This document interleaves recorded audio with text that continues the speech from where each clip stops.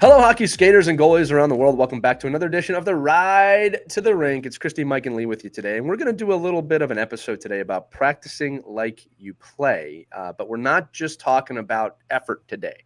We're also talking about opportunities with your equipment, with things that you want to try. We're doing this episode. This is fresh off of the new rules episode that we just did on Our Kids Play Hockey for the next season here. And one of the rules that we were discussing on there is that you all know you have to wear neck guards.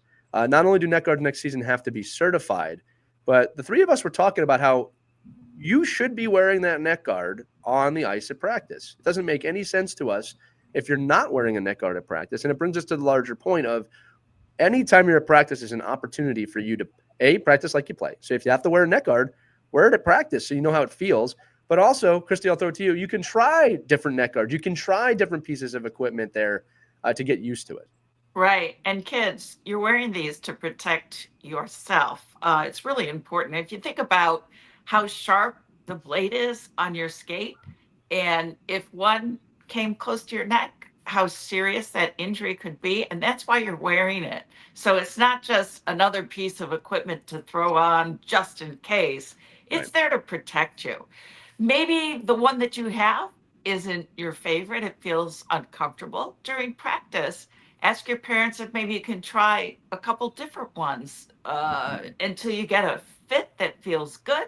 It's going to be comfortable for you to play during your games because it doesn't have to feel all, uncomfortable for you when you're playing. There are some neck guards that are made just like a shirt. Some shirts feel more comfortable than others. Give it a try, practice with it, because it's really important that you wear it not just during games but during practice too, because accidents can happen just as easily during practice as they can during games. Well, and Christy, I'll say it. They're actually more likely at practice than games because you're getting so many more puck touches and you're usually way more engaged than in a game scenario. In a game, you're only going to touch the puck a few times. At practice, you're going to get 10 times as many puck touches. So just to reinforce what you're saying, Christy, it's actually more likely you'll get injured at a practice than a game with the type of injury that we're talking about. And then also, Christy, just make a sensational point here, right? Look good, feel good, right? Look good, play good. There's all these things. Kids, I always tell the younger kids that I coach, I can't feel your skates for you. I can't feel your gloves for you. So when I ask the kids, does this feel okay? Really take a minute and think, does this feel okay? I like I said, when I tie skates, I have no idea if I did them tight enough. I just do them the way I do them. So you have to tell us as coaches and parents if something feels good. Now, with that said, if something doesn't feel good, say something.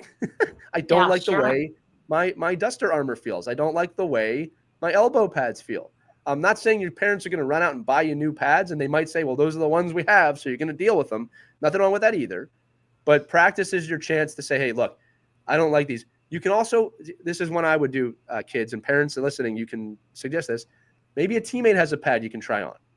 If you don't like your elbow pads, by the way, kids, nobody likes their elbow pads. Okay, just so you know. I don't know anybody who likes their elbow pads. But you can try on different makes, even if it's just in the locker room. Feel around, right? Find what works for you. No two bodies are the same. That's absolutely normal and fine. But no two pads are the same either, right? Different makes, different models. And then I'm going to throw this to you, Mike, in a minute. But kids, don't get lost in the brand name of a pad either. Right. You're a Bauer guy or a CCM guy. It doesn't mean Bauer and CCM make the best pads forever in everything, okay? Find the pad that works for you. You should be a Franken pad on the ice.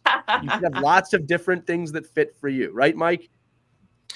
Yeah, I mean, not to sound like a parent, but I am a parent.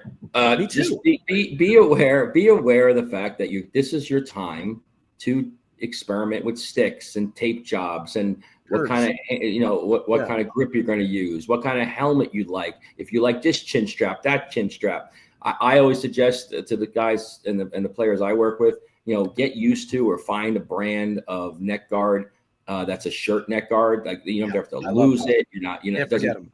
There's a lot of rules now in a lot of states where if your neck guard comes off, it's an automatic penalty.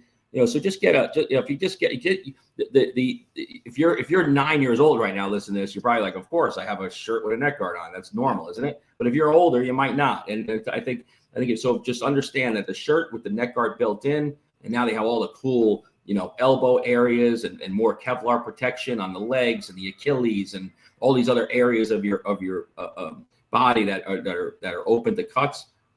Just use this time. If you're lucky, you're practicing 2 or 3 times a week. It's a ton more time to try these things out. Then don't experiment on Saturday morning 7:30 game. That's not the time to experiment. But you have all week, all season, all spring, all summer. Use this time to your advantage. And I love Lee's suggestion. I mean, grab a different pair of shoulder pads, grab a different pair of shoulder pads, try a different pair of shin guards. And the last thing I'll say, as far as, and maybe mom and dad will like this, it doesn't have to be the highest end of the price category. I've had hundreds of athletes I work with that don't get the top skate. They get the second or third one down. And it's because of the comfort level and the make and the weight and the ability for them to it fits their foot better. So don't get into the mode of, I need the best piece. Yeah. What I need is the most protected piece I like. Yeah, and I'll add on to the Mike. That's such a great point. Listen, you know what skate you go with, kids? The one that feels the best. And listen, you can tell me the one that's the most expensive feels the best. If you want to do that, that's up to you. I'm telling you right now, I don't use the highest skate because the one that felt the best for me was 1 or 2 down from that. Now, listen, it's got to have the protection that you need. Don't get me wrong, okay? But what feels the best most likely is going to be what's best for you, all right? And again, same thing with sticks. I say this so much, players. The player makes the stick does not make the player. Too many of you are buying in to the annual upgrade of the stick that costs $400, which is ridiculous. If you are that good, you'll be able to do it with any stick. I'm not saying that the higher price sticks don't feel a little bit better. There is some improvement, but man, the best players in the world can do it. You can give them a wooden stick. They're still going to be the best players in the world. All right. Yes, they prefer a composite. I know that, but understand what I'm trying to say. Don't buy into the hype of that. The other thing too, and Mike is making this great point. What feels good is what you should go with. Try different things on. Try different shoulders. Try different shins. I mean, I know some kids are like really big shin pads and really small shin pads. What's nice about hockey is you can kind of craft your own equipment. Right. All right? And parents, I'm going to say this to you listening. Make sure you ask if it feels good. I'll give you a good example. Mike, you said this too. The all-in-one Under Armour Duster Armor with the neck guard, to me, those always seem to fit properly. I rarely see a kid wearing a neck guard that seems to be on correctly. It's sideways. I have seen some kids with the back of it in the front. It doesn't look at all comfortable. I don't know why you'd want to bring that on.